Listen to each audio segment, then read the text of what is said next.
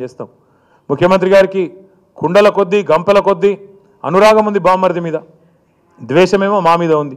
రాగద్వేషాల్లో అనురాగం అంతా బావమరిది గారు, బావమరిది కళ్ళల్లో ఆనందం కోసం, ఇండ్లల్లో లంకె బిందెల కోసం మొత్తానికి ఐహెచ్పి అనే సంస్థను అడ్డం పెట్టి అమృత్ టెండర్లలో ఇవాళ ఈ కార్యక్రమానికి శ్రీకారం చుట్టింది రేవంత్ రెడ్డి గారే.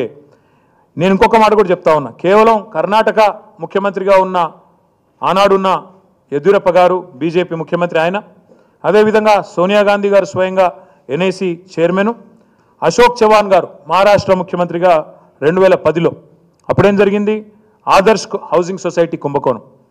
అమరుల కోసం, యుద్ధంలో అమరులైన వాళ్ళ కోసం బిల్డింగ్ కడితే తన కుటుంబ సభ్యులకు ఇచ్చుకున్నాడని చెప్పి అశోక్ చవాన్ గారి మీద ఆరోపణలు వస్తే ఆయనకు కూడా ముఖ్యమంత్రి పదవికి రాజీనామా చేయక తప్పలేదు. ఇవాళ నేను అనేది ఒకటే, కేంద్ర ప్రభుత్వం, నేను గుర్తు చేస్తా ఉన్నా, ఇది కేంద్ర ప్రభుత్వం యొక్క పథకం. అమృత్ అనేది కేంద్ర మున్సిపల్ శాఖ యొక్క పథకం. అక్కడ ఉండే urban development minister ML Khattar, అదేవిధంగా సహాయ శాఖ మంత్రి ఉన్నారు, ఆయనకు కూడా నేను ఉత్తరం రాసిన, ఏమని, ఇలా మొత్తం కుంభకోణం జరిగింది, మీ ప్రభుత్వం పంపించిన పైసలు ఇవి, దీని మీద వెంటనే మీరు పూర్తి స్థాయిలో బయటికి సమాచారం తీసుకొని దీని మీద చర్య తీసుకోండి అని కోరిన. ఇక్కడ అన్నిటికన్నా విచిత్రమైన విషయం చెప్తాను, మీరందరూ జర్నలిస్టులు, మీరు అడిగినా కూడా ఈరోజు ఈ ప్రభుత్వం ఫిబ్రవరిలో జరిగిన టెండర్లను బయట పెట్టడం లేనేలేదు.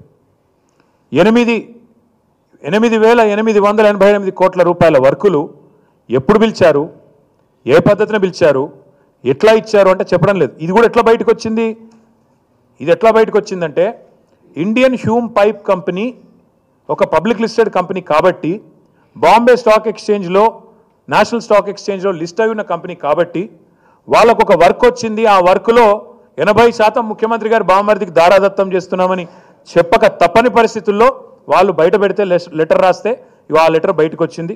ఇది ఆ లెటర్ యొక్క డీటెయిల్స్. అదేవిధంగా దాని యొక్క వివరాలు, వర్క్ వివరాలు, ఎన్ని నెలల్లో కంప్లీట్ చేయాలన్న వివరాలు, వర్క్ ఎక్కడ ఏంది అన్న వివరాలు కూడా నేను మీ ముందు పెడతా ఉన్నా. నేను ఇప్పుడు కేంద్ర ప్రభుత్వాన్ని ఒకటే అడుగుతా ఉన్నా, ఈ రాష్ట్రంలో ఇక్కడ నుంచి ఒక క్యాబినెట్ మంత్రి ఉన్నాడు కిషన్ రెడ్డి గారు, ఒక సహాయ శాఖ మంత్రి ఉన్నారు బండి సంజయ్ గారు, ఈ రాష్ట్రంలో 8 మంది ఎంపీలు ఉన్నారు భారతీయ జనతా పార్టీకి. నేను వారిని ఒకటే అడుగుతా ఉన్నా, కాంగ్రెస్ బీజేపీ కుమ్మక్కు కాకపోతే కేంద్ర ప్రభుత్వానికి సంబంధించిన ఈ అమృత్ పథకంలో ఇప్పటిదాకా జరిగిన ఈ టెండర్ల మీద పూర్తి స్థాయి విచారణ కేంద్ర ప్రభుత్వం వెంటనే ఆదేశించాలి. 8,888 కోట్ల వర్కులు ఏవైతే టెండర్లు పిలిచారో వాటిని వెంటనే తక్షణమే రద్దు చేయాలి, చేసి పూర్తి స్థాయి ఎంక్వైరీ కేంద్ర ప్రభుత్వం వెంటనే పిలవాలని చెప్పి నేను డిమాండ్ చేస్తా ఉన్నా. ఎందుకంటే ఈ ప్రభుత్వం వచ్చిన తర్వాత ఆరోపణలు చాలా వచ్చినాయి, కానీ నిర్దిష్టమైన ఆధారాలతో సహా ఈరోజు మేము బయట పెడతా ఉన్నాం. ఈ విషయంలో వెంటనే కాంగ్రెస్ బీజేపీ మిలాఖాత్ కాకపోతే, మీరు ఒకటి కాకపోతే, కుమ్మక్కు కాకపోతే, బీజేపీకి చిత్తశుద్ధి ఉంటే, మీ ప్రభుత్వం కేంద్ర ప్రభుత్వ పథకం అమృత్, అందులో ఇంత పెద్ద అవినీతి జరిగితే మీరు కనుక మౌనంగా ఉన్నా, మీరు కనుక విచారణకు ఆదేశించకపోయినా తప్పకుండా రేవంత్ రెడ్డి గారికి మీకు పూర్తి స్థాయి అండర్స్టాండింగ్ ఉంది. ఇద్దరు మిలాఖాత్ అయ్యే మరి మొన్న ఎన్నికల్లో పనిచేసినట్టే ఇప్పుడు కూడా చేస్తూ ఉన్నారని అనుకోక తప్పదు. నేను ఎంఎల్ ఖట్టర్ గారు కేంద్ర మంత్రి గారు ఆయన అడుగుతా ఉన్నా, మీరు వెంటనే కేంద్ర ప్రభుత్వం వెంటనే మీ శాఖకు సంబంధించిన సబ్జెక్ట్ ఇది, మీరు విచారణకు ఆదేశించండి, తప్పకుండా అన్ని నిజాలు కూడా బయటకు వస్తాయి. ఫిబ్రవరి నుంచి ఇప్పటి వరకు ఒక్కడంటే ఒక జీవో కూడా ప్రభుత్వం వెబ్సైట్లో పెట్టడం లేదు. టెండర్లు ఎక్కడ పోయినాయి, ఏమైనాయి చెప్పడం లేదు. అందుకే మేము అడిగేది, ఈ అన్ని టెండర్లను 8,888 కోట్లు ముఖ్యమంత్రి బావమరిది, ముఖ్యమంత్రి కుటుంబ సభ్యుల ప్రమేయంతో జరిగిన దీన్ని వెంటనే రద్దు చేయాలని చెప్పి డిమాండ్ చేస్తూ ఉన్నాం. ఈ సమాచారం మొత్తం ప్రజల ముందు పెట్టాలని చెప్పి కూడా మా పార్టీ తరఫున మేము డిమాండ్ చేస్తూ ఉన్నాం. అదే మాదిరిగా ఇవాళ ఇది కేవలం ఒక కుంభకోణం, ఇంకా ఇట్లాంటి కుంభకోణాలు చాలా ఉన్నాయి. మీకు ధారావాహికగా రేపటి నుంచి ఎల్లుండి నుంచి ఒక్కొక్కటి కొడంగల్ లిఫ్ట్ ఇరిగేషన్ ఏంది, అక్కడేం జరిగింది, ఇంకా అదేంది అది ఫోర్త్ సిటీ, 4 బ్రదర్స్ సిటీ ఏంది, 4 బ్రదర్స్ ఎట్లా అక్కడ ఏం చేస్తున్నారు, ఇవన్నీ కూడా ధారావాహికగా మీకు బ్రహ్మాండంగా అందజేస్తాం, రాష్ట్ర ప్రజలకు కూడా తెలియజేస్తాం.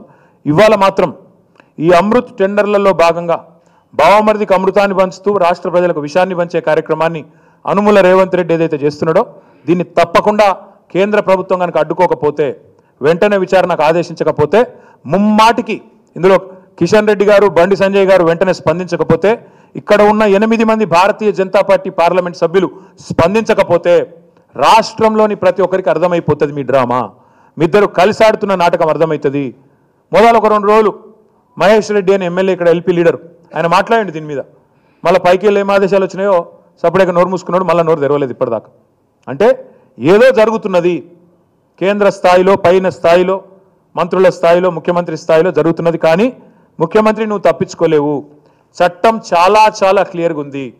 ఒక ముఖ్యమంత్రి తన పదవిని అడ్డం పెట్టుకొని తన కుటుంబ సభ్యులకు ఏదైనా మేలు చేస్తే, ప్రజల సొమ్మును దారాదత్తం చేస్తే తప్పించుకోలేవు అనేది 1988 మీ రాజీవ్ గాంధీ తెచ్చిన prevention of corruption act section 11, 7, 13 they are very clear.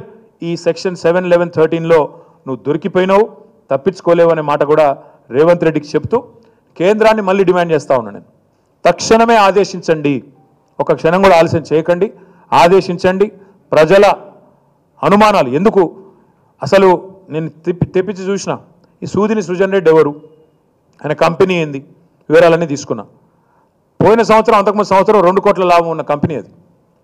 2 కోట్ల లాభం ఉన్న కంపెనీ 1000 కోట్ల పనులు చేస్తుందట. అదే ఐహెచ్పి లాంటి పబ్లిక్ లిస్టెడ్ కంపెనీ మాత్రం 200 కోట్ల పని చేస్తుందట. ఇది నమ్మొచ్చా?